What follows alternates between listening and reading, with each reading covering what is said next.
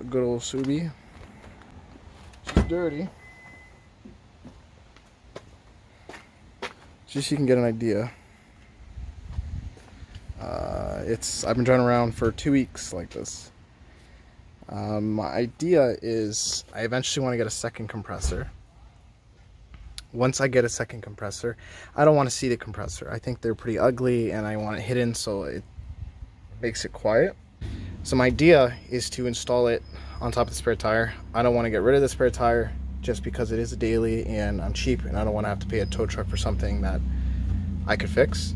So what I got to do now is I got to make sure the system is completely aired out. I'm going to remove the line, but before I remove them, I'm going to label them. And I'm going to start trying to figure out how I'm going to mount the tank in the back.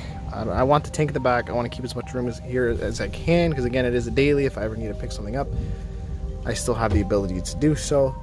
And something I just want to do is kind of tidy up the lines and kind of get these interior pieces back, because it is pretty loud in here.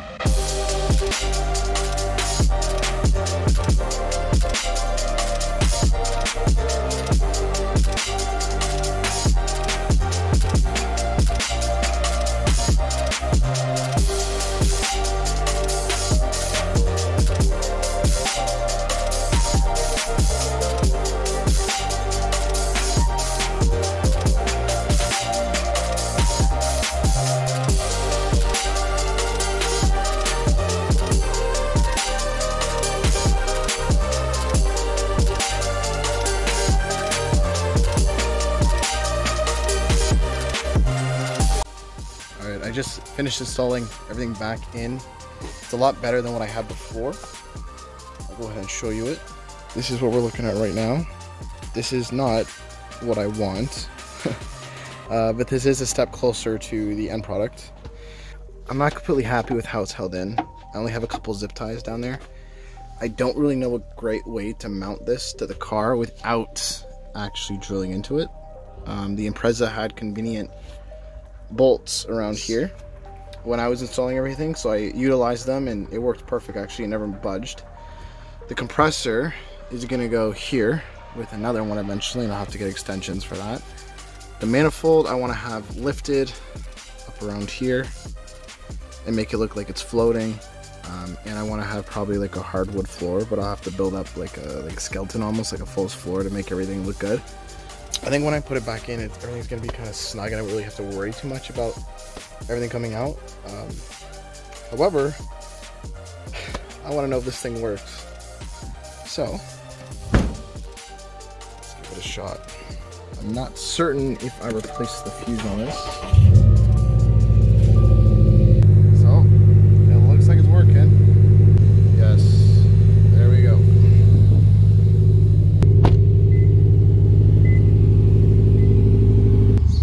It just began doing the calibration. For some reason we blew a fuse, so I just put the new fuse in, let the compressor fill up, maybe just the computer checking everything and trying to fill it with air. It just wasn't happy, but as you can see, it's working, which is nice. So the front is calibrating and then the rear will calibrate and we should be good. I believe when I was driving, I was running 50 PSI up front and 60 in the rear. Alright, so I've been taking my time on this trunk setup, I'm not gonna lie. I'm in the back of the car right now, just because I'm kind of brainstorming what I want to do. This is kind of like the base of the skeleton. I'm not sure if I showed this. Last time I worked on this was like a week ago. But the idea is to have the tank in the back, have the compressors mounted on top of the spare tire. Like, this is just for me to get around, like to work and stuff. What I did do is I sectioned off this area in the wood so I can drop the tank. And what I'm going to try to do now is I'm going to try to cut these brackets, which will allow me to slip them up higher and then throw a bolt through them just so I can drop the tank down. That's the only way I can really think of to lower the tank. Alright, just mounted it up. It's pretty tight now, but that's okay. Alright guys, this is what we're looking at right now. This is where we're sitting. Got the tank pretty low, pretty happy with the height. The manifold has to come out. That's what I'm working on right now. And I want to get one more support piece in the back just for the floor, just to make sure if there's any weight on it, it's okay.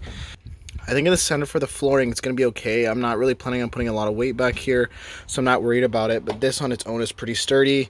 And when I put a piece across here and push down, it was pretty sturdy. Also, I think once everything's connected, it'll be strong enough. I won't have to worry about it. What I am working on now is getting that manifold up. All right, so what I've been doing is I took some flat stock just from over there. I cut it about, I don't remember, 5.5 inches, something like that. Basically as wide as the template that Airlift provides you for the manifold. So you could see it's small enough so it doesn't go over the edge, but it's wide enough to get the holes. The holes line up close enough. I made the holes a little bit bigger than what they're supposed to be, so there's a little bit of wiggle room so I can move it around just in case. What I'm working on now is a base for this platform. I need 2 holes drilled here so I can bolt it to the plywood. This right here is going to be something like this. That's going to go up behind the tank. Then I'm going to have another piece that goes across. It's kind of hard to explain, but when I'm done, I'll show you. All right, the last thing I showed you guys was this right here. So I brought it to work. So I welded it up. I should have checked the settings before I did it, because whoever set it up before me didn't set it up very well, but I just said screw it. It's not like you're gonna see it, but I know it is strong. It got full penetration. These welds came out really rough, so I just grinded them down. At work, they were kind enough to powder coat it for me. So the manifold will go on it just back there. They also did me a favor and powder coated this. Again, you're not gonna see it, but I guess it's just like peace of mind going one extra step. And there you go. It's still not done. I mean, it's another step in the right direction. This is the look I want to go for. I think I need to tilt the manifold just a little that way. Obviously, this is not going to stay like that. Everything is going to be ran underneath. The next step really is to put the wood down and then figure out how I'm going to do the hard line to attach that. I need to figure out where I want to put that water trap. Right there. I'm thinking here or somewhere behind the tank. I think behind the tank might be a little bit easier. Something else I might do is paint the washer, that washer and that bolts, just because it really sticks out. It looks good. This is kind of what I wanted. Alright guys, just another quick update. I kind of got carried away. I put all the sidings back in. Another thing I did was I screwed these down just to secure them. I relocated my air trap. Alright, so I got a little bit ahead of myself. I made the cardboard, I guess, template. I made it out of a WeatherTech mat that came with the car, because the cloth cardboard cover that comes with the car, it's going to go around the bottom here. Like there's a cutout for it, and it doesn't consider that. And the WeatherTech mat goes higher and out at the top of it compared to the other one. I don't know if you understand what I mean, but the WeatherTech mat gave me a more accurate outline to follow. But it is rubber. It did move around, so it wasn't perfect when I cut it out. So I just went ahead with painter's tape, and I ended up using some masking tape, held better, to go around and fill any gaps that I might have missed. I'm going to take this out now, and I got to line up this wood with it. I didn't realize that I was getting a bunch of little pieces and a couple of big pieces. So I got to figure out if I can even cut it out with this. I think I can. It's going to take some manipulating, but see what I could do. All right, I went ahead. I lucked out, I gotta say. I ended up with just 3 of these little pieces. If I had one or more of these little pieces and one of these big guys, so if I didn't have one of these big guys right here and I just had an extra one of these little pieces, I don't think I would have been able to do this, because even right here, yeah, it's too short for over there. That's the color we're going with. I think it's pretty cool. I think it'll look good when it's done. And it has like defects in it. Like it's a natural wood, like it's not like a laminate, which I really like. I think it's different. I like different. So I went ahead, outlined the entire thing. I flipped it over so the top is facing the wood, because the wood is over. You're not seeing the top view of the wood, you're seeing the bottom view. So we got to see the bottom view of the cardboard cutout. So when I take it away, there you go. I marked, so I lined this up so I don't have to cut it. This is already a factory cut edge, so there's less cutting for me and less having to worry about lining everything up.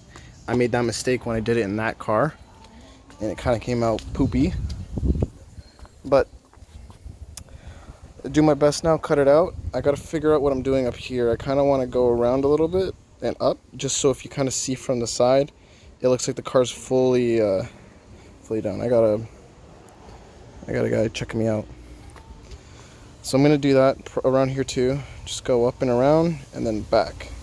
I already have some of the pieces laid out. It's looking pretty good. It's not perfect, but it's not bad. The hardest part is getting over there good, but I'm not too worried about it. I'm probably gonna get like a black rubber trim to go on everything just to clean it up, just because some of these joints and connections are pretty difficult to get perfect.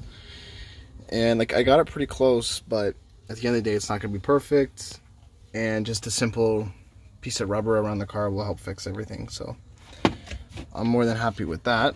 All right guys, I just finished the wooden floor. It's getting real dark, so the footage is gonna suck, but this kind of gives you an idea.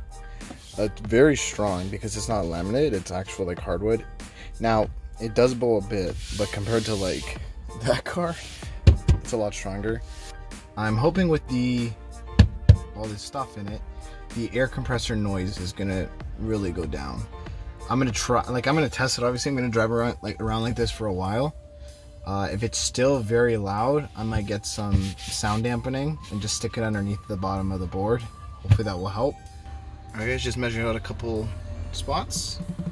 It's like 1.25 inches from the seam to the middle, and then I think 2.5 like from the tank over. So it's late, I got work tomorrow. I'm not 100% certain if these are exactly lined up. I'll have to figure that out in final assembly. I am curious as to how the compressor is going to sound with everything now in.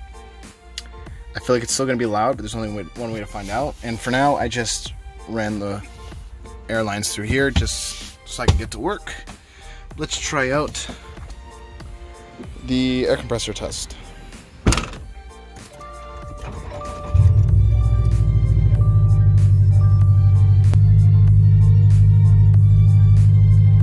Wow.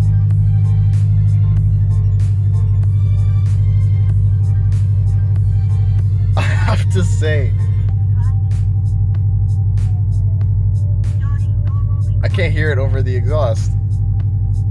Alright, let's try it off. Let's try it off. Okay, off. Yeah, with the exhaust off, you can definitely hear it. But anyway, with the car running,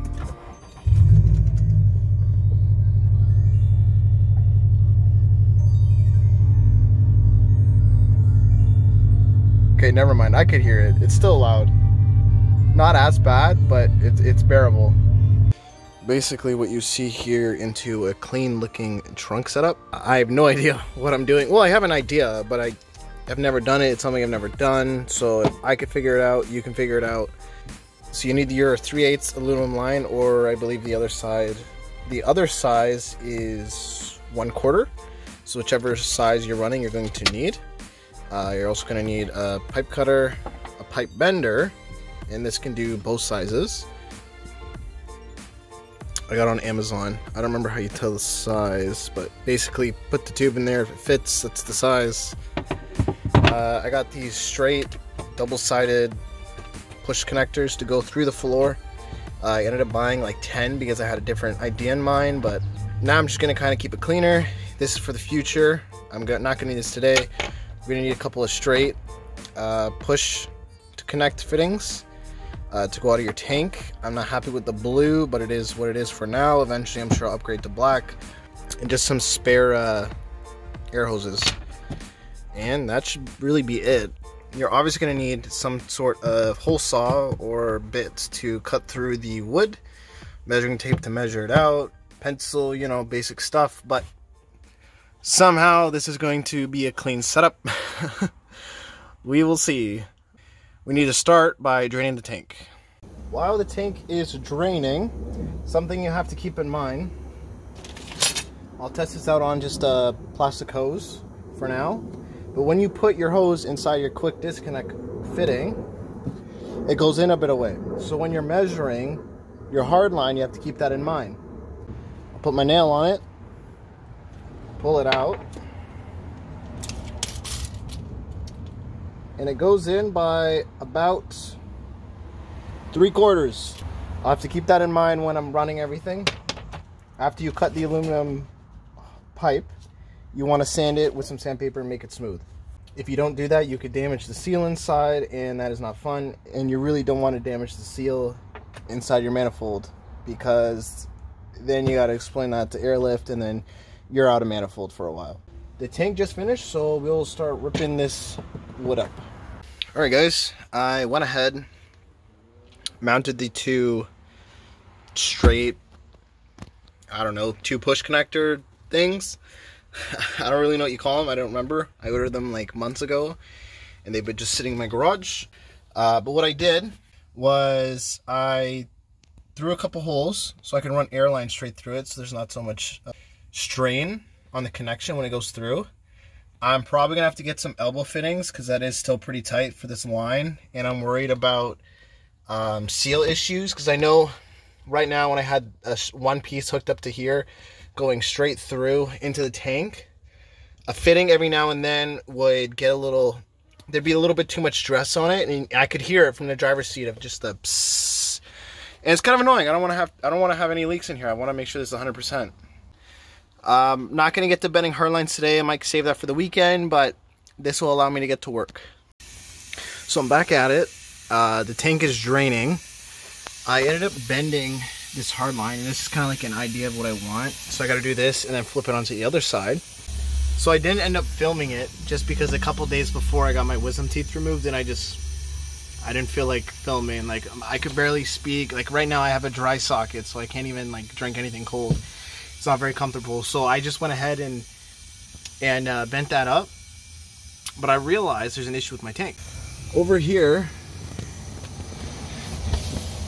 it's lower here than it is to over here, so it's gonna look a little uneven. So I got a bunch of washers that I'm gonna put under the feet just to help kind of bring this side up, and I might bring up also this side up a little bit just so this is more flat and not so down, if you know what I mean. All right, this is what we're looking like. It's not too bad. Just gotta now bend up those 2 lines. Well, technically I gotta take all this out again to run that line, but whatever. All right, I have you guys in the car just so you can see better. I can't really get a great angle on it, but just so you guys see how this works if you want to do it yourself. I need this down here into there. This does weigh quite a bit. It goes in. I showed you guys before, but I made this out of a bolt and a washer or 2. Just goes through straight into the factory location and holds everything down so it doesn't move. Basically, I got everything put back together. Everything works fine. I think the compressor noise is down a little bit now that it's mounted, but it's nothing crazy. When I was assembling everything back together, I did notice that this fitting right here, one of the O-rings was a little messed up, so I replaced it with a new one. Let's turn on the car. We'll just put the battery first, just see what it sounds like. Might be a little... Okay, that's loud. So that's quick, man. I'm gonna let this thing fill up and then see if it holds pressure.